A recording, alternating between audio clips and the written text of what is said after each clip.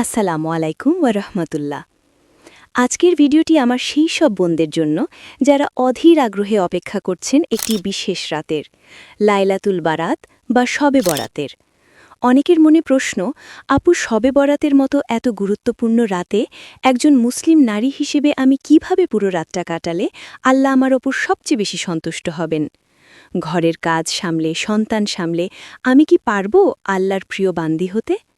আবার অনেক বোন আছেন যারা এ রাতে কী করবেন কি করবেন না তা নিয়ে দ্বিধায় ভোগেন। কেউ কেউ ভাবেন নির্দিষ্ট কোনো সূরা দিয়ে ১০০ রাকাত নামাজ পড়তেই হবে, আবার কেউ পিরিয়ড বা অসুস্থতার কারণে মন খারাপ করে ভাবেন, হায় আমি বুঝি এই বরকতময় রাত থেকে বঞ্চিত হলাম। প্রিয় বোন, আপনার এই আবেগ, এই আকুতি আল্লাহ দেখছেন। বিশ্বাস করুন, শবে বরাত শুধু মোমবাতি জ্বালানো বা হালুয়া রুটি রান্না নয়, এটি হল রবের সাথে, বান্দার সাথে সম্পর্ক নতুন করে গড়ার রাত। এটি আত্মশুদ্ধির রাত। আজকের ভিডিওতে আমরা হানাফি মাযহাব ও সহিহ হাদিসের আলোতে জানব একজন নারী মাগরিব থেকে ফজর পর্যন্ত ধাপে ধাপে কিভাবে এই রাতটি কাটাবেন। ইনশাল্লাহ এই ভিডিওটি দেখার পর আপনার আর কোনো সংশয় থাকবে না, তাই অনুরোধ করব ভিডিওটি না টেনে শেষ পর্যন্ত দেখুন। হয়তো আজকের এই আলোচনা আপনার জীবনের মোড় ঘুরিয়ে দিতে পারে। শুরুতেই আমরা জেনে নেই শবে বরাতের হাকিকত কী। শবে বরাত ফার্সি শব্দ, অর্থ হল মুক্তির রজনী। হাদিসে ভাষায় একে বলা হয়েছে লাইলাতুল মিসকি মিন শাবান বা শাবান মাসের মধ্য রজনী।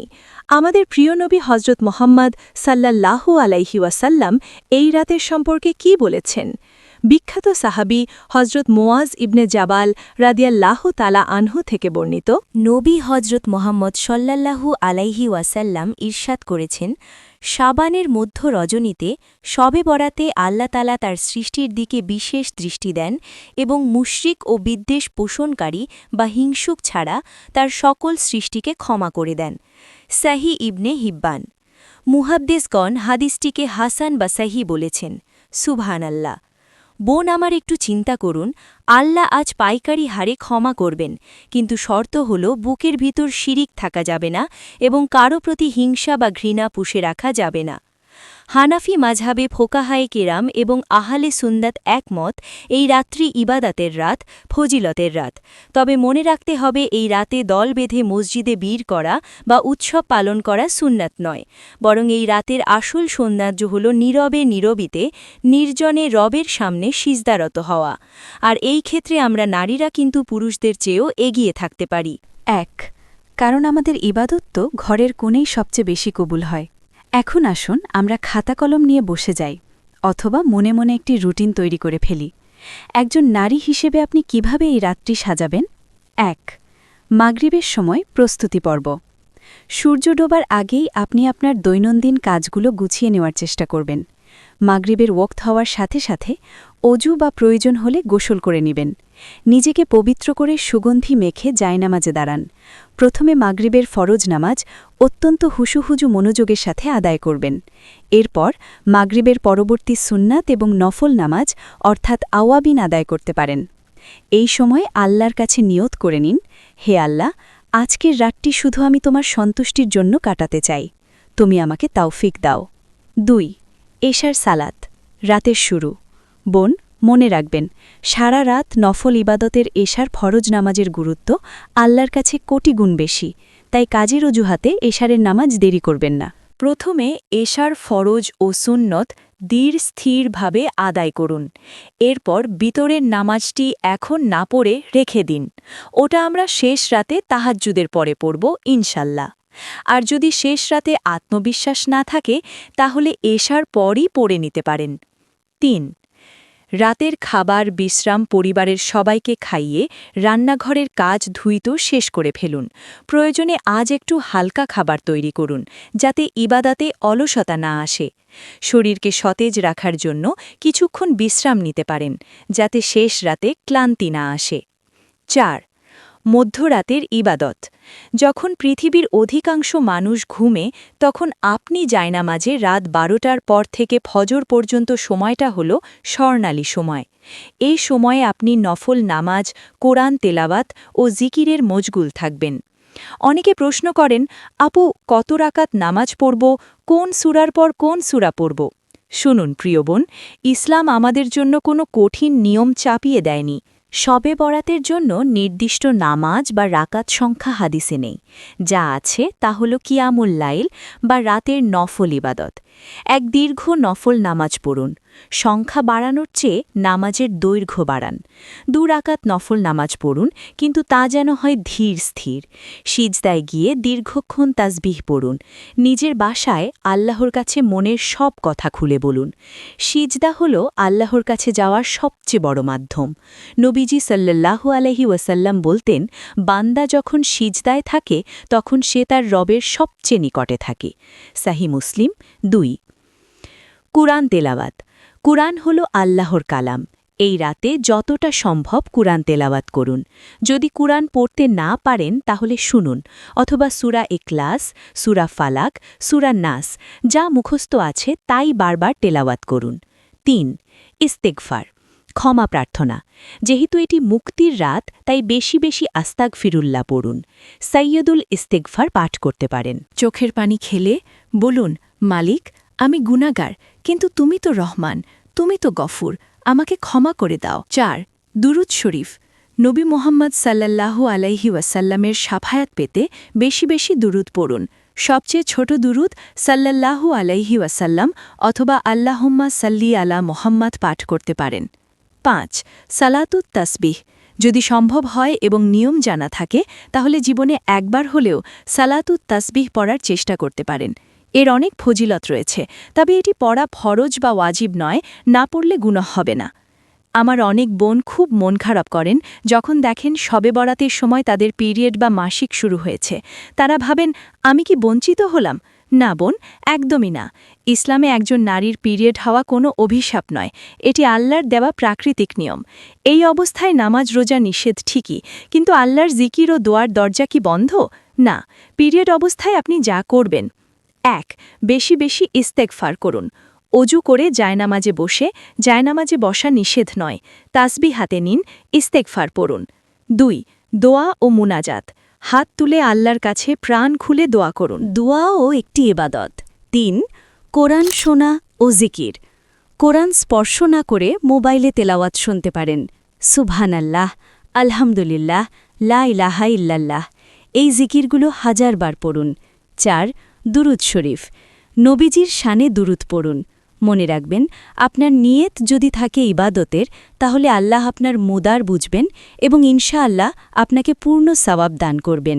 কারণ হাদিসে এসেছে, মুমিনের নিয়ত তার আমলের চাইতেও উত্তম।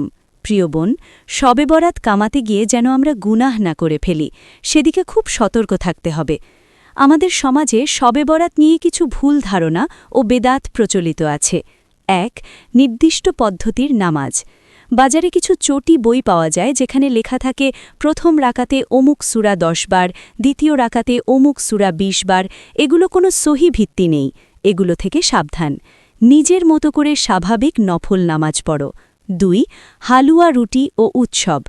শবে বরাত মানেই খাওয়া বা বিতরণ করা, এটা দিনের কোনো অংশ নয়। নবীজি বা সাহাবায়ে কেরাম এই রাতে হালুয়া রুটির আয়োজন করেননি।